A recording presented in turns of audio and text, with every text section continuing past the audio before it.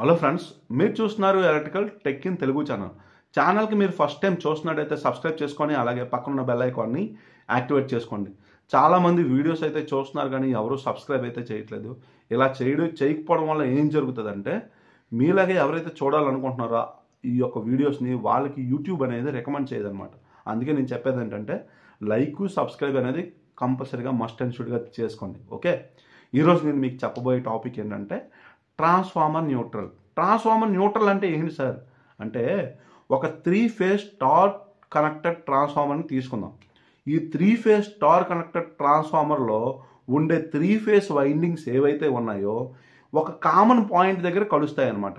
ఈ యొక్క కామన్ పాయింట్నే మనం ఏమంటామంటే న్యూట్రల్ అని అంటాం. అర్థమైంది కదా? ఈ యొక్క కామన్ పాయింట్ ఏదైతే ఉందో దాన్నే మనం న్యూట్రల్ అని అంటాం. ట్రాన్స్ఫార్మర్లో ఉన్న న్యూట్రల్ పాయింట్ ఏదైతే ఉందో దీన్ని మనం ఎర్త్కి కనెక్ట్ చేస్తాం. ఎందుకంటే ఈ యొక్క న్యూట్రల్ పాయింట్ ఏదైతే ఉందో ట్రాన్స్ఫార్మర్ని సేఫ్టీ కోసం అలాగే హ్యూమన్ సేఫ్టీ కోసం ఈక్విప్మెంట్ సేఫ్టీ కోసం ఈ యొక్క న్యూట్రల్ పాయింట్ని కనెక్ట్ చేస్తాం. ఓకే, ఫర్ ఎగ్జాంపుల్ ఒక ట్రాన్స్ఫార్మర్ యొక్క న్యూట్రల్ పాయింట్ ఏదైతే ఉందో ఎర్త్కి కనెక్ట్ చేయలేదు అనుకోండి, ఏం జరుగుతుంది అంటే ఒక ట్రాన్స్ఫార్మర్ మళ్ళీ ఫర్ ఎగ్జాంపుల్ ఒక ట్రాన్స్ఫార్మర్ అనేది తీసుకుందాం. ట్రాన్స్ఫార్మర్లో ఉన్న 3 ఫేజ్లో ఒక R ఫేజ్ ఏదైతే ఉందో అది ఇన్సులేషన్ ఫెయిల్యూర్ అయ్యింది అనుకోండి. సో ఇందులో ఉన్న వోల్టేజ్ ఏదైతే ఉందో ఫాల్ట్ జరిగిన తర్వాత వోల్టేజ్ ఏదైతే ఉందో ఇది స్టెబిలైజ్ అవ్వదు, అన్స్టేబుల్గా ఉంటుంది. ఎందుకంటే న్యూట్రల్ అనేది ఎర్త్కి కనెక్ట్ చేసలేదు. దీని కారణంగా ఏమవుతుందంటే మిగతా 2 ఫేజ్లు ఏవైతే ఉన్నాయో ఆ యొక్క ఫేస్ వోల్టేజెస్ మీద ఎఫెక్ట్ అనేది చూపిస్తుంది. ఈ ఎఫెక్ట్ అనేది ఎలా ఉంటుంది సార్ అంటే వోల్టేజ్లు పెరగొచ్చు తగ్గొచ్చు, వాటి మీద ఉన్న లోడ్ ఏదైతే కనెక్ట్ చేసి ఉందో వాటి మీద డిపెండ్ అయి ఉంటుంది అనమాట.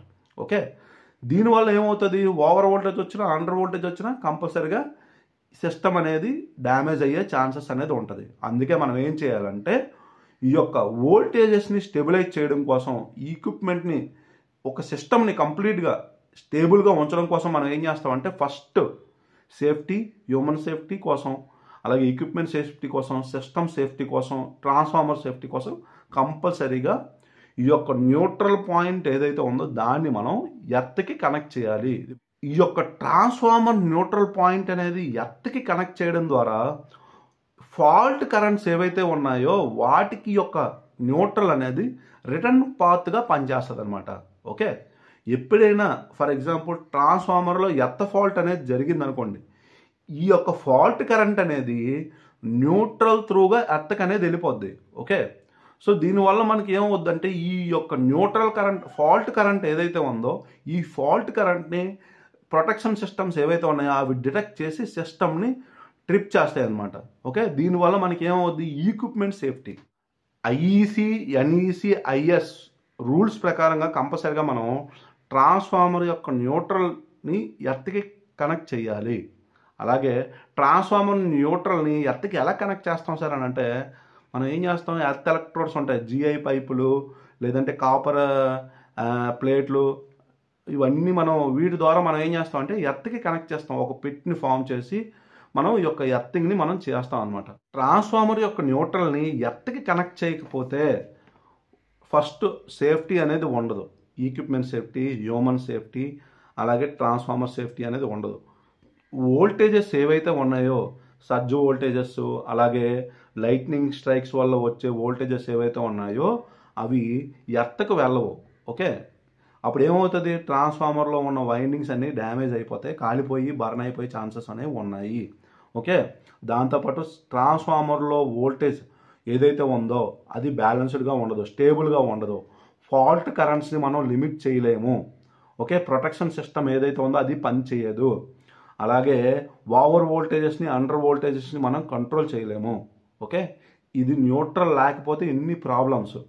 అదే న్యూట్రల్ అనేది కరెక్ట్గా ఎర్త్కి కనెక్ట్ చేస్తే ఏం జరుగుతుందంటే ఫస్ట్ ప్రొటెక్షన్ సిస్టమ్ అనేది 100% యాక్టివేట్ అవుతుంది.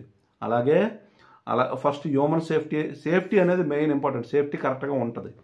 అలాగే అన్నీ పనిచేస్తాయి, ఓవర్ వోల్టేజెస్ కంట్రోల్ చేయొచ్చు, ఫాల్ట్ కరెంట్స్ని లిమిట్ చేయొచ్చు, ప్రొటెక్షన్ సిస్టమ్ని కరెక్ట్గా యాక్టివేట్ చేసుకోవచ్చు. ఇవన్నీ మనకి ట్రాన్స్ఫార్మర్ న్యూట్రల్ మీద డిపెండ్ అయ్యి ఉంటాయి అన్నమాట.